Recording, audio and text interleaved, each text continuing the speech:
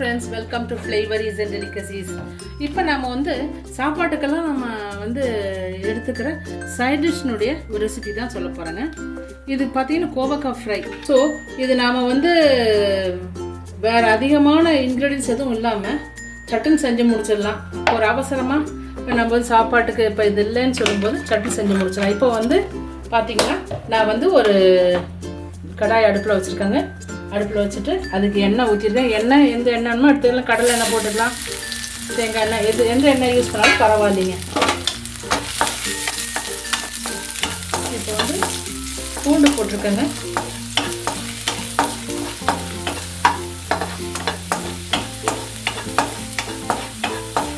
பூண்டு நல்லா வதங்கட்டுங்க. கோவக்காய் பார்த்திங்கன்னா ரொம்ப சத்தான ஒரு காய்ங்க. நிறைய குழந்தைங்களும் அதெல்லாம் விரும்பி சாப்பிடவே மாட்டாங்க. டயபெட்டிஸ்க்கு ஆகுது, எல்லாத்துக்குமே ரொம்ப நல்லது. ரொம்ப ஃபைபர் உள்ள ஒரு காய் அது. நாம் இப்படி செஞ்சு கொடுத்தோம்னா எல்லாம் நல்லா சாப்பிடுவாங்க. நல்லா திருப்தியாக இருக்கும். பிள்ளைங்களுக்கு அப்படி இருந்துட்டா போடணும். தயிர் சாதம், சாம்பார் சாதம் எல்லாத்தோடையும் சாப்பிட்றதுக்கு ரொம்பவே நல்லாயிருக்கும். இது வந்து ஃபஸ்ட்டு நல்லா இந்த கோவக்காயை வந்து நல்லா கொஞ்சம் நேரம் வதக்கலாங்க. கொஞ்சம் நேரம் வதக்கிட்டுங்க. ஒரு பாதியாச்சும் வெந்ததுக்கப்புறம் நம்ம இந்த மசாலா பொடிகள்லாம் போட்டுக்கலாங்க. இது சும்மா ஒரு மேக்ஸிமம் போனால் ஒரு 10 நிமிஷங்க. இந்த வதக்கிற நேரம் அது இதெல்லாம் சேர்த்து ஒரு 10 நிமிஷம் போதும். நமக்கு இந்த ஃப்ரை பண்ணி எடுத்துக்கலாம்.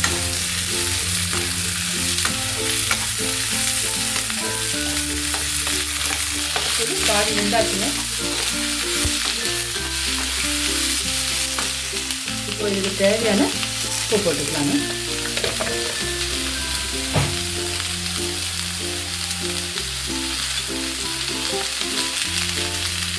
பார்த்தீங்கன்னா சாம்பார் பொடி, தனி மிளகாத்தூள், கொஞ்சம் காஷ்மீரி மிளகாத்தூள், அப்புறம் மஞ்சள் தூள்,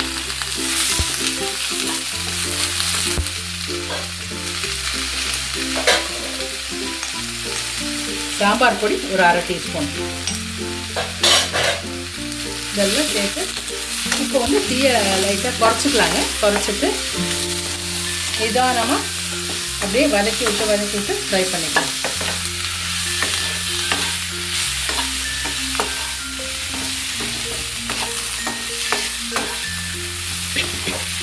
இதுக்கு வெங்காயம் இல்லை வேறு இந்த மாதிரி சில வேர்க்கடலை அதெல்லாம் கூட பொடிச்சு போடுவாங்க.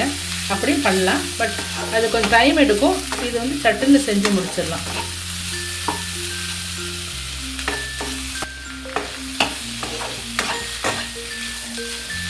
கொஞ்சம் வதங்கி இருக்குது. இன்னும் கொஞ்சம் நல்லா வதங்கி கொஞ்சம் சுண்டணுங்க. அந்த அதனுடைய நீர்த்தன்மை கொஞ்சம் குறைஞ்சி நல்லா சுருங்கி வரணும்.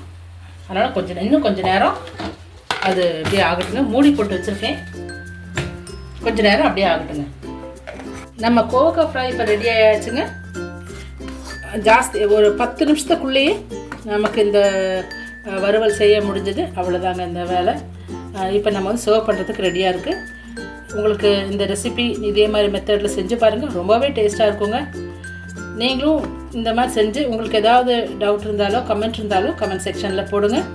பிடிச்சிருந்தா லைக் பண்ணுங்கள், ஷேர் பண்ணுங்கள், கண்டிப்பாக சப்ஸ்கிரைபும் பண்ணுங்கள். தேங்க்யூ ஃபார் வாட்சிங். அடுத்த வீடியோவில் பார்க்கலாம்.